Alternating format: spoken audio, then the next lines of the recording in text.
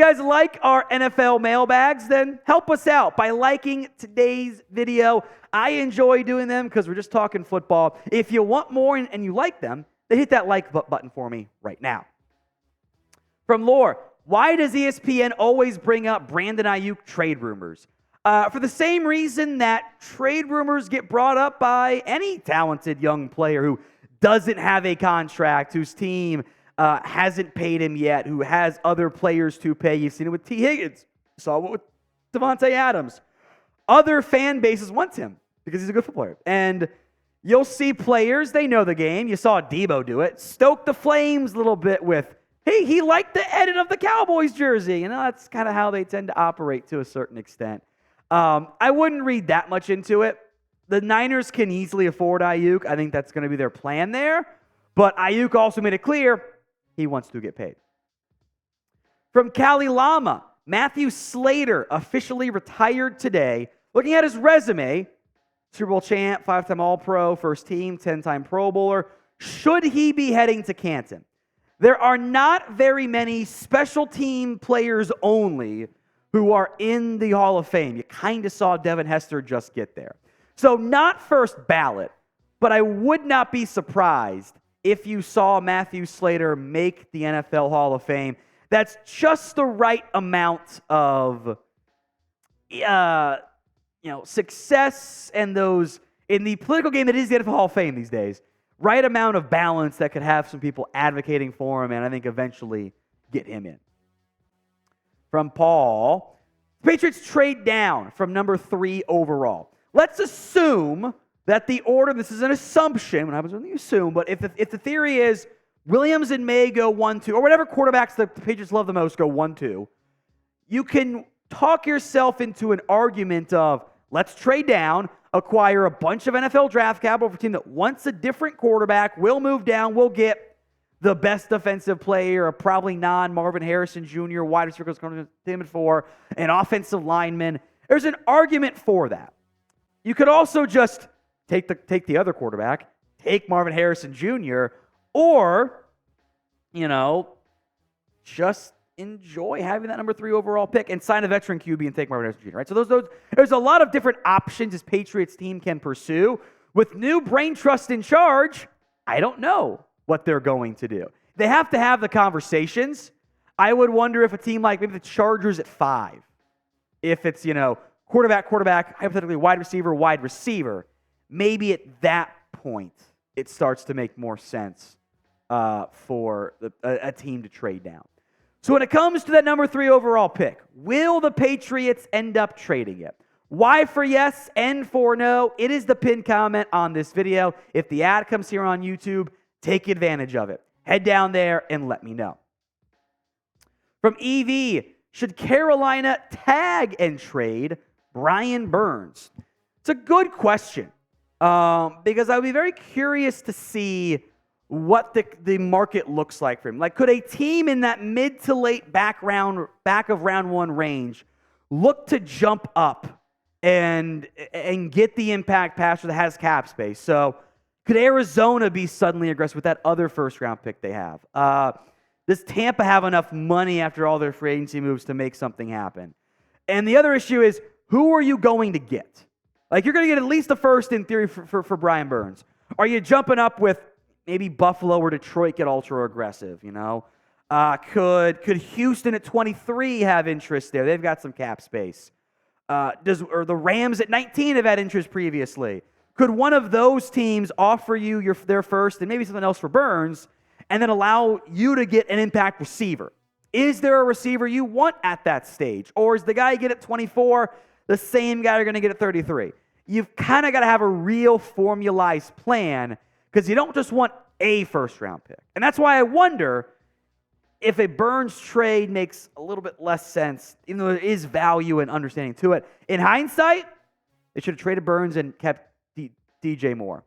That was their mistake. Now, I want you guys to name a player who you think gets traded this NFL offseason. Sound off in the comments section.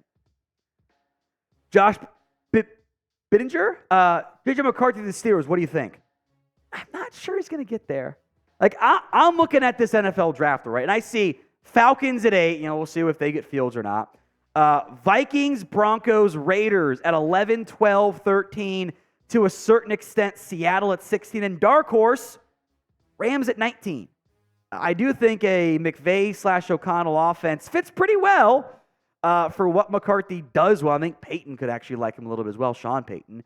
I could see McCarthy going in that top 15 range and not getting to Pittsburgh.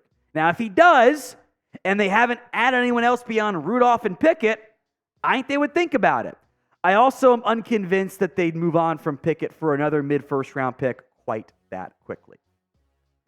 Today's show is made possible by Prize Picks. Prize Picks is daily fantasy made easy. You're not battling thousands of other players. There's no pros and sharks and sharps. Whatever you got to take down and beat. You just got to take your 2 to 6 player stat projections, more than or less than on them, and win those. And then you come out on top.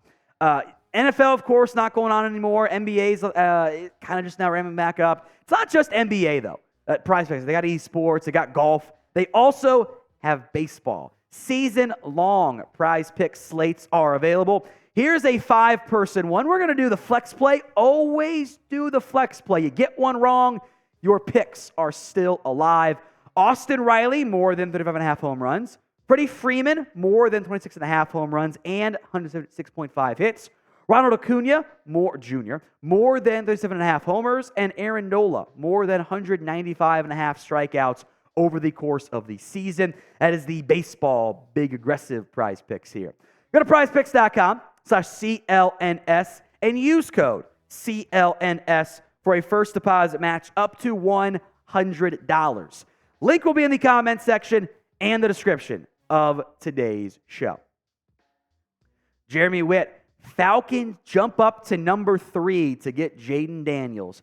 I could totally see a team, just like the whole Trey Lance, that number 3 trade thing, a team jumping up into that 3rd spot, Patriots moving down, or maybe they go receiver, team jumping the Giants at 6 to go to 5, Chargers trade and get Jayden Daniels.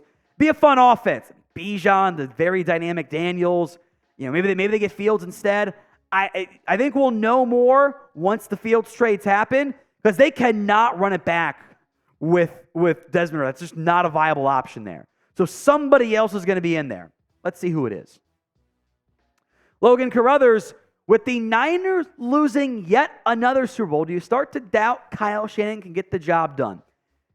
Until he actually wins it, that's always going to be a very viable doubt aspect. And it sucks because I feel like the Chiefs just kind of won that game. The Niners had big missed opportunities to take advantage and kind of run away early. But until he does it, that's always going to be a viable doubt aspect. I would also argue you're probably throwing him in the top 5 head coaches. Probably not going to find an upgrade. So it's kind of cross your fingers and figure it out, baby. From Steve, will the Broncos find a trade partner for Russell Wilson? I'd be pretty damn shocked. The way his contract is structured, unless he wants to waive the guarantees that he's due next year, which doesn't make much sense for him to do relative to his own guarantees this year, I don't see that happening. I think a release, a team signs him for a to-be-determined amount of money, is the far more likely option. So with that in mind, where do you think Russell Wilson will play in 2024? Sound off in the comments section for me right now. DC times Viper, is there any chance Dak gets traded before the draft? I'd be pretty surprised, in large part because if the Cowboys' goal is to win games right now, which is what they're saying by running it back with McCarthy, etc., they're not going to find a better quarterback. And they're not going to find someone, he's like, yes, we have our new top 10 caliber quarterback, just like that. There's a lot of major financial disincentives to doing so. I don't think Jerry Jones wants to rebuild. There would be interest. The no trade clause Dak has, because the Cowboys screwed up the first contract years ago, is kind of a barrier to a potential trade going down as well, because it gives Dak even more power than he already has with just the contract talk stuff. So I'd be pretty darn surprised. Now, if the Cowboys say, screw it, let's just blow it all up, then yeah, do it. Because what's the point of having that quarterback who's just going to help you get to the postseason? That doesn't make any sense there. So what I would advise the Cowboys is to make up your damn minds. Either he's your guy for the next 2, 3, 4, maybe 5-year window, whatever it is, or start the rebuild now. Don't try to play the middle ground because you don't want to be there. Matthew Fry, who should my Broncos be targeting to replace Russell Wilson at quarterback? Good question. I don't think Fields is their guy. Draft pick? I don't know. Is Sean Payton patient enough to say, screw it, let's bottom out this year? It can't be Jarrett Stidham. Do you want to try going aggressive with Kirk Cousins? Maybe that could make some sense. I don't have a great feel for Denver. I feel like cheap rookie with the way the Russ is going to kind of negatively impact you probably makes some sense. We will have tons of NFL coverage for you right here on the channel, so make sure you are subscribed. Evie says, Frank Gore Jr. to San Francisco. Love it. I actually don't mind the scheme fit at all, by the way. He's not nearly as good as his dad was. That's kind of an almost impossible bar to reach. He's an NFL player, though. He will get drafted by somebody. Evie also says, Buffalo go all in, trade 2 seconds for Evan Neal. My issue is, I don't know if Evan Neal's better than their starting tackles or guards right now. Like, Evan Neal has been a pretty big disappointment in New York. He has not been the guy I thought for sure he was going to be. It's funny, I think Neal on both the Cowboys and Giants boards were among their highest ranked players, and that has not materialized so far.